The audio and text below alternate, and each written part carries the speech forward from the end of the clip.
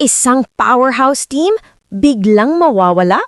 Isang dynasty challenger, biglang magpo-pause.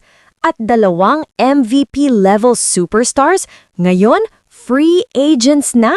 Mga ka-volleyball, ito ang balitang yayanig sa buong PVL ngayong 2026 season. Mga ka-volleyball, confirmed na. Petrogas Angels official nang nag-file ng Leave of Absence o LOA sa PVL para sa 2026 season. Ibig sabihin, hindi muna natin sila makikita sa liga sa paparating na All-Filipino Conference.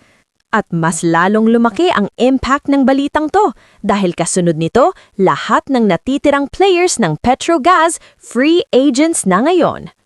Ano ba ang nangyari? Ayon mismo kay PVL Control Committee Chairman Sherwin Malonzo, official na nag-notify ang Petrogas sa liga tungkol sa kanilang LOA. Hindi raw ito biglaan. Matagal na palang pinag-iisipan ng Petrogas ang pagpopause simula pa noong 2025 Reinforced Conference. Pero ang naging turning point talaga, ang pagkaka-reject ng PVL sa proposed merger ng Petrogas at NextLed. Walang naaprobahang alternative structure, kaya napilitan ng Angels na tumabi muna sa darating na season. Dahil dito, Petrogas na ang ikalawang team na mawawala sa PVL loob lang ng 2 buwan, kasunod ng Cherry Tigo crossovers na nag-shutdown din late last year. 2 teams, 2 biglang pagkawala, at malaking butas sa competitive balance ng liga.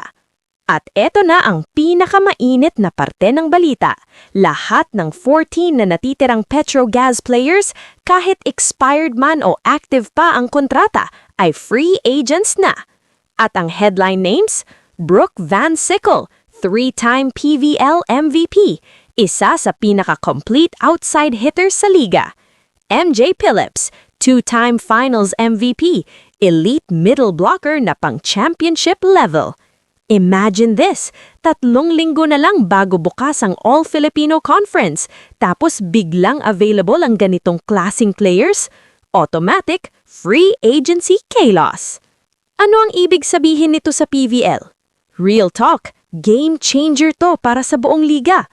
Mga teams na kulang sa firepower, may biglang chance mag-level up. Mga rebuilding teams, may rare opportunity kumuha ng instant leader at winner. At syempre, Creamline Dynasty Challengers, lalong nagiging unpredictable ang laban. Petrogas, kahit samantalang lang ang pagkawala nila, ay second most successful franchise sa history ng PVL. Since 2018, 4 championships, consistent title contender, pinakaseryosong karibal ng Creamline sa loob ng maraming taon. Kaya ang pagkawala nila, hindi lang basta slot ang nawala, isang kultura ng panalo ang nawala. Ang tanong ngayon, babalik ba ang Petrogas? Short break lang ba po o long-term hiatus na? Sa ngayon, wala pang malinaw na sagot, pero isang bagay ang sigurado, malaki ang epekto ng pagkawala nila sa 2026 PVL season. Mas open, mas chaotic, mas unpredictable. Kayo, mga ka-volleyball, saang team kaya babagsak sina Brooke Van Sickle at MJ Phillips? Aling team ang pinakamakikinabang sa free agency shakeup na ito? I-comment nyo lang ang inyong opinyon. At kung gusto nyo ng mas mabilis, mas solid na PVL updates, huwag kalimutang mag-like, mag-subscribe at mag-share. Ako si Joust Volley, at ito ang tunay na laro sa likod ng volleyball headlines. Check nyo nga kung mainit pa. Mainit pa?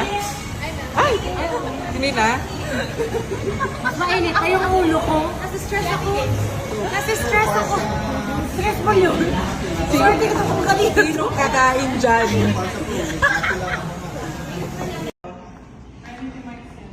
Teka lang. Pakisamon. Ito, ganito kataas ang talon ko, ha? Ha? Ready na kayo? Ha? Wala sa pilitan dito. Alam ko na gagawin niya.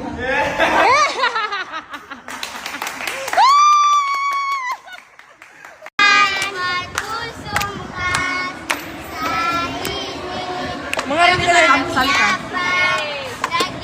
Galingan mo!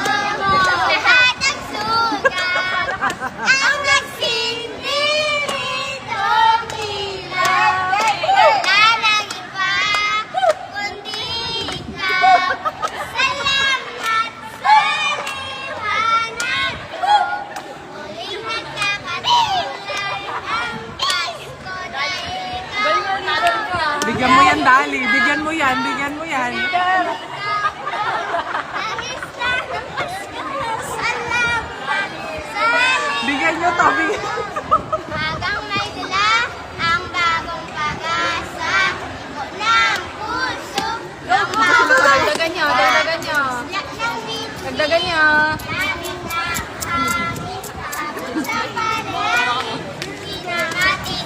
Sa'yo, pagod na kayo kasi kulang sa kanyang naunang biyaya. Kaya ngayong Pasko, ang blessings ko'y kayo. Thank you, ang babait ninyo.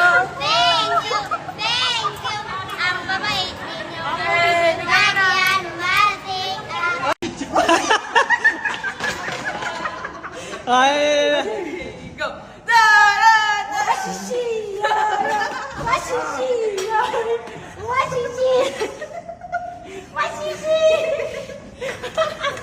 Ay, hindi.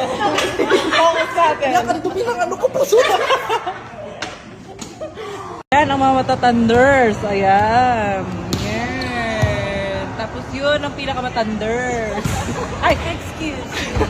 Kamusta ang dito? May tinatanong ako sa'yo. Oh, ito na. Kamusta ang dito mo? Wait, hindi ko alam kung bulol ako o bingi ka lang. Ay, ako pala yun. Ako yung Ikaw bungol. yun. Ako yung bungol. O, ano yung tanong? Wala na, napagod na ako kakatanong. Nang walang sagot. Huwag ka mapapagod. Walang sagot sa tanong, bakit ka mahalaga? Buta ko ang prosyento ko sa live mo. Ask her, alam mo pa pangalan ko talaga, or my friend. Wow! Thank you! Ano tayo? Pepper, 40 balls na walang lapagan. Ay, 2 on 2. 2 on 2. Game. Game? Michael is 40 balls. Pepper, di ba? Ay, ang pangit.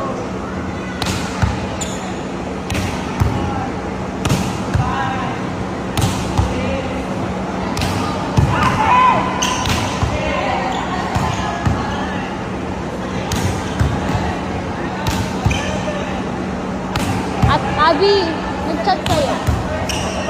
Let's go. Ilan? 1-3. Madamihan ba tayo? Pwede na ba siya sa binil? 13, pero nag-adjust yung ko paano.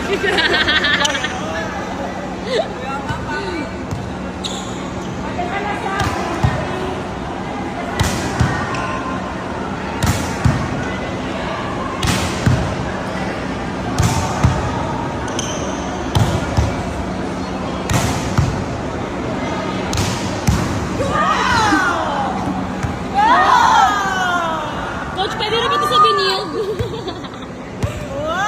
Basa! Basa! Si Joji Papalo.